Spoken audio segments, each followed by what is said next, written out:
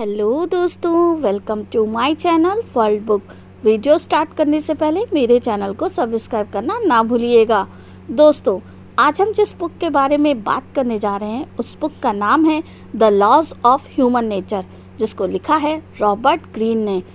दोस्तों, इस समरी को सुनकर आप आदमी के स्वभाव के सभी 18 लॉज के बारे में जानेंगे, जिससे आप अपने बिहेवियर में चेंजेस लाकर स्ट्रेस और एंग्जाइटी को दूर कर पाएंगे और अपने गोल्स को आसानी से अचीव करके हमेशा खुश रहेंगे। तो दोस्तों, स्टार्ट करते हैं इस बुक की समरी को।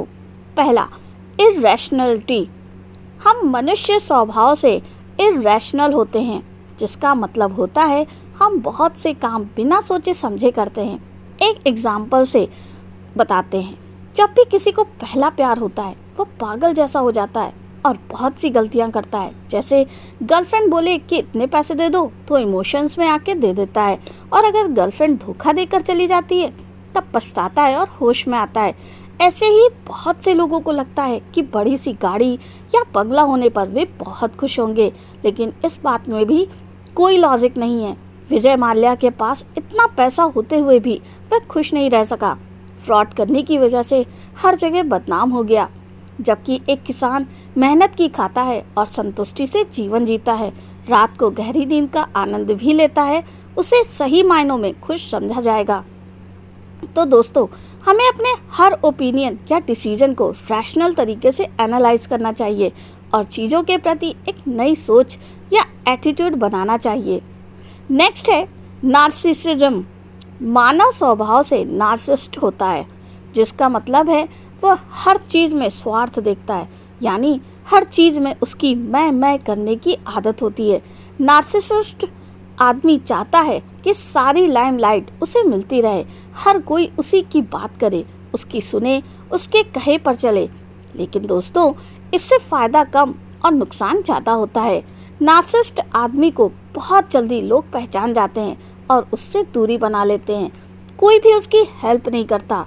इसलिए हमें अपने इस नेचर को कंट्रोल करना चाहिए, अगर है तो, और सेवा भाव डेवलप करना चाहिए, क्योंकि जैसे बीज आप बोते हो वैसे ही फल मिलते हैं। आज किसी की हेल्प करोगे तो बाद में किसी न किसी रूप में वह वापस जरूर आएगी। तीसरा है रोल प्लेइंग। लाइफ में आते ही हम सब कोई न कोई रोल निभाने लगते हैं। जिंदगी एक रंगमंच की तरह है, यहाँ हम सब ने तरह तरह के मुखौटे पहन रखे हैं, सब अपना अपना रोल निभा रहे हैं। कोई टीचर है तो कोई स्टूडेंट, कोई बॉस है तो कोई एम्प्लॉय, कोई ब्लॉगर है तो कोई सिंगर। दोस्तों, लेखक कहता है कि ये रोल फिक्स नहीं होने चाहिए, बल्कि आप इन्हें सिचुएशन के हिसाब से चेंज कर सकते हो। मान लीजिए कोई आदमी किसी शोरूम में एक सेल्समैन है, वह इस नौकरी को अपनी मजबूरी समझ लेता है और सारी जिंदगी उसमें फंसा रहता है। लेकिन अगर वह ये ठान ले कि एक दिन वह सेल्समैन के रोल को चेंज करके एक बिजनेसमैन के रोल में आ जाएगा, तो सच में ही वह लाइफ में आगे बढ़ सकता है। दोस्तों, अगर आपको लाइफ का कोई रोल पसंद नहीं आ रहा तो उसे चेंज कर लीजिए। एक ही जॉब में घुट घुट कर जिंदगी बिताना कोई समझदारी नहीं है। चौथा है कैरेक्टर। बहुत से लोगों का बाहरी कैरेक्टर उनकी असलियत से मेल ही नहीं खाता। कुछ लोग बाहर से खुश नजर आते हैं लेकिन अंदर से दुखी होते हैं। कुछ लोग सामने से फ्रेंड होने का नाटक करते हैं लेकिन पीठ पीछे दुश्मनी निभाते हैं। ऐसे ही बहुत से सेलिब्रिटीज़ हमें पर्दे पर बहुत अच्छे लगते हैं, लेकिन अपनी असली ज़िंदगी में तरह तरह की प्रॉब्लम झेल रहे होते हैं। हमें उनकी सिर्फ फेम नज़र आती है, पेन नहीं। इसलिए इस लॉ की हेल्प से आप लोगों का सही कैरेक्टर पहचानें। पाँचवा, कोवटसनेस। हमें दूसरों की थाली में हमेशा ज़्यादा दिखता है, हम कभी भी खुद से संतुष्ट नहीं होते। इसलिए लेखक कहता है कि हमारे पास जो भी है उसमें खुश रहना चाहिए। आगे बढ़ते रहिए, लेकिन कभी भी किसी चीज़ का लालच नहीं करना चाहिए। छठा, शॉर्ट साइटेडनेस। इंसान शॉर्ट साइटेड भी होता है, मतलब दूर की नहीं सोचता। बहुत से लोग जॉब इसलिए लेना चाहते हैं क्योंकि उन्हें हर महीने सैलरी दिखती है। बिजनेस लगाने में तो काफ़ी टाइम लग जाता है, लेकिन वो ये नहीं देख पाते कि 4-5 साल बाद बिजनेस से वे करोड़पति बन सकते हैं। ऐसा नौकरी से संभव नहीं है। ऐसे ही बहुत से यूट्यूबर हैं जो यूट्यूब बनाते हैं रोज़ चेक करने लगते हैं कि उनकी यूट्यूब पर कितने व्यूज़ आ रहे हैं। वे चाहते हैं कि तीसरे महीने से ही वे लाखों कमाने लग जाएं, लेकिन ऐसा नहीं होता। यूट्यूब को रैंक होने में लगभग 1 साल तो लग ही जाता है। ऐसे यूट्यूबर जब 2-3 महीने में ही पैसे नहीं मिलते तो फ्रस्ट्रेट होकर यूट्यूब छोड़ देते हैं। अगर वे दूर की सोचे और लगे रहे तो कुछ साल बाद उनका यूट्यूब से पैसा कमाने लगेंगे और फिर वह मशीन की तरह हमेशा पैसा कमाते रहेंगे। इसलिए दोस्तों, अगर आपका भी शॉर्ट साइटेड नेचर है तो इसे बदलें, दूरदृष्टि यानी लॉन्ग साइटेडनेस विकसित करें, हमेशा दूर की सोचें। 7वां है डिफेंसिवनेस। जब भी कोई हमें किसी चीज़ के लिए क्रिटिसाइज़ करता है तो हम डिफेंसिव हो जाते हैं, बहस करने लगते हैं या झगड़ा करते हैं, लेकिन ये गलत बिहेवियर है। इसके बजाय हमें रैशनल होकर देखना चाहिए कि बोलने वाला क्या सच में सही बोल रहा है। अगर सच में आप में से किसी काम में कोई कमी या त्रुटि रह गई है तो एपोलाइज करें और उसे सुधारें। इससे आप सबकी नज़रों में एक प्रोग्रेसिव पर्सन की तरह बन जाओगे। सब आपकी सिचुएशन हैंडल करने की क्षमता को अप्रिशिएट करेंगे। 8वां है सेल्फ सैबोटेज। कभी भी ज़िंदगी में जरा सी मुसीबत आ जाए तो लोग निगेटिव सोचने लगते हैं। इससे उन्हें स्ट्रेस और एंग्जायटी हो जाते हैं। इसी को सेल्फ सैबोटेज कहा जाता है, मतलब खुद को नुकसान पहुंचाना। मान लीजिए आप किसी जॉब का कंपटीशन टेस्ट क्लियर नहीं कर पाए तो कुछ लोग ऐसे सोच सकते हैं, ज़िंदगी बर्बाद है या मेरी किस्मत ही खराब है। लेकिन ये निगेटिव थॉट दिमाग में चले जाते हैं। ये उनके लिए बहुत हानिकारक है, क्योंकि निगेटिव थॉट्स से दिमाग हमेशा निराशा और डिप्रेशन में चला जाता है। क्या बारिश के बाद सूरज नहीं निकलता, रात के बाद दिन नहीं होता? इसलिए टफ सिचुएशन में भी पॉजिटिव बने रहें। निगेटिव बोलने के बजाय ये सोचें, अगली बार और मेहनत से पढ़ूंगा, इस चीज़ में सफल नहीं रहा तो दूसरा ट्राई कर लूँगा। इस तरह से दिमाग को हमेशा पॉजिटिव थॉट्स से भरें। 9वां रिप्रेशन। बहुत बार इंसान अपनी असली निगेटिव फीलिंग को दबा देता है, इसे ही रिप्रेशन कहते हैं। कभी किसी पर गुस्सा आ रहा हो तो उसे दबा देते हैं, या कभी किसी चीज़ को पाने का लालच आ रहा हो तो उसे भी दबा देते हैं। लेकिन लेखक कहता है कि ऐसा करना खतरनाक होता है, क्योंकि कई बार ये फीलिंग अंदर ही अंदर भयानक रूप ले लेती है और एक दिन फूट पड़ती है। गुस्से को दबाने वाले मर्डर कर सकते हैं और लालच को दबाने वाले बड़े बड़े फ्रॉड और स्कैम कर देते हैं। इसलिए अच्छा है पहले तो निगेटिव फीलिंग पाले ही नहीं, हमेशा पॉजिटिव रहें। लेकिन अगर आ भी जाती है तो उन्हें क्रिएटिव चीज़ों में लगा दें। गुस्सा आ रहा है तो एक्सरसाइज में उसे निकालें, आपकी हेल्थ भी अच्छी हो जाएगी। किसी चीज़ का लालच आ रहा है तो किसी क्रिएटिव काम में लगाकर उसे मिटा दें। जब आप कुछ बनाएंगे तो आपको खुद पर गर्व होगा और लालच की फीलिंग नहीं रहेगी, क्योंकि क्रिएटिविटी को कोई छीन नहीं सकता। 10वां इन्वे। इंसान की फितरत है कि वह हमेशा खुद को दूसरों से कंपेयर करता है। जब दूसरे के पास हमसे ज़्यादा अच्छी चीज़ें आ जाती हैं तो हमें ईर्ष्या या जलन होने लगती है। ये हमारी हेल्थ के लिए अच्छा नहीं है। जलन का मतलब ही है कि ये आपको अंदर से जलाने लगती है, और इस नेगेटिव इमोशन को भी पॉजिटिव बना ले। सबसे पहले जो आपके पास है उसके लिए ईश्वर का धन्यवाद करें, क्योंकि करोड़ों लोगों के पास खाने के लिए 2 वक्त की रोटी भी नहीं है। गाड़ी घर तो दूर की बात है। 11वां है ग्रैंडियोसिटी। इंसान खुद को सबसे ग्रैंड यानी महान समझता है। कुछ लोग सोचते हैं कि वे परफेक्ट हैं, जरा से क्रिटिसिज्म से भी ऑफेंड हो जाते हैं। वे अथॉरिटीज़ को भी पसंद नहीं करते। लेकिन ये सब देखा जाए तो गलत ही है। इसके बजाय हमें क्रिटिसिज्म को एनालाइज करना चाहिए। अगर कोई जेन्युइन प्रॉब्लम है तो उसका सॉल्यूशन ढूंढना चाहिए। अथॉरिटीज़ के ऑर्डर से ही समाज में कानून व्यवस्था ठीक रहती है। 12वां जेंडर रिजिडिटी।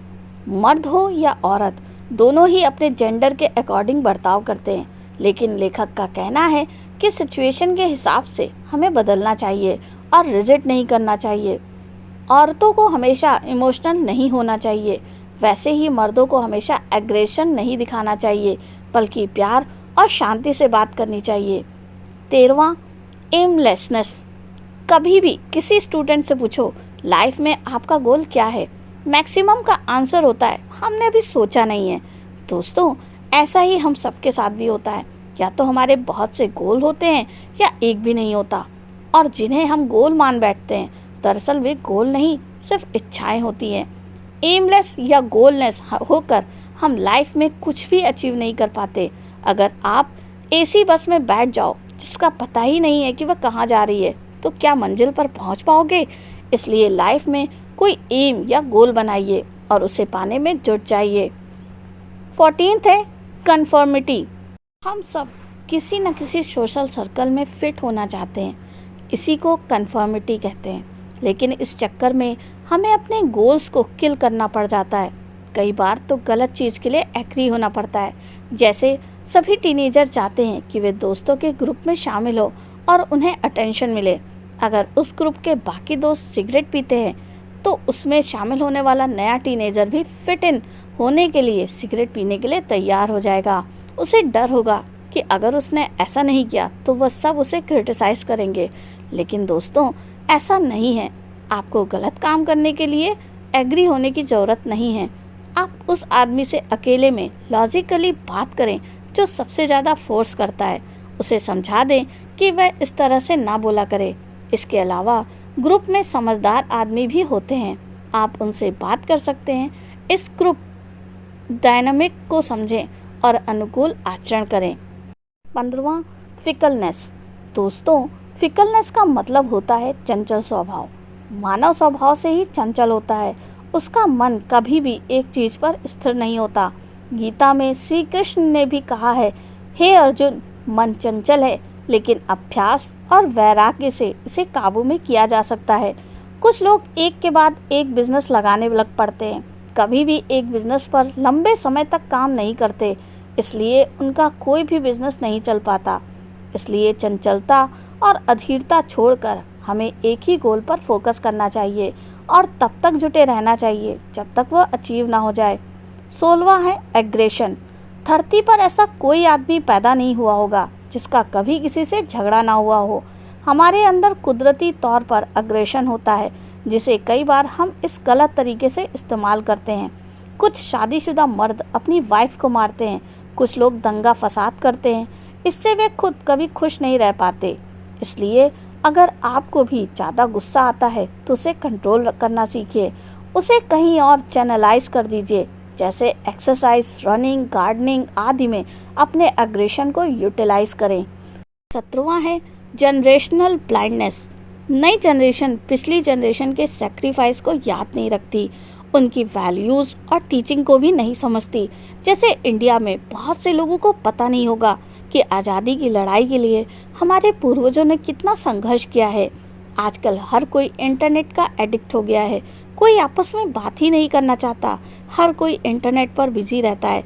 लेकिन सबको याद रखना चाहिए कि आपकी अगली पीढ़ी भी आएगी, अगर वह आपकी इज्जत नहीं करेगी तो आपको कैसा लगेगा। इसलिए नई पीढ़ियों को अपने एल्डर्स का हमेशा सम्मान करना चाहिए, उनकी सीख को याद रखना चाहिए, वह कभी भी काम आ सकती है। 18वां है डिनाइंग मोर्टैलिटी। जीवन की दौड़ भाग में आदमी ऐसा खो जाता है कि अपने आप को अमर समझने लगता है। लेकिन हमें हमेशा याद रखना चाहिए कि एक दिन सबका यही रह जाएगा और हम सब इस दुनिया को अलविदा करके चले जाएंगे। जो पैसा कमाएंगे वो भी रह जाएगा और जो गाड़ी बंगला होगा वो भी। ये सब याद रखने से हम कभी भी किसी चीज़ की टेंशन नहीं लेंगे और हर चीज़ मज़े मज़े से करेंगे। तो दोस्तों, यहाँ पर मेरी ये वीडियो समरी समाप्त होती है। कमेंट करके ज़रूर बताइएगा आपको मेरा ये वीडियो कैसा लगा, बढ़िया या बहुत बढ़िया। तो मिलते हैं नेक्स्ट वीडियो में। थैंक यू, धन्यवाद।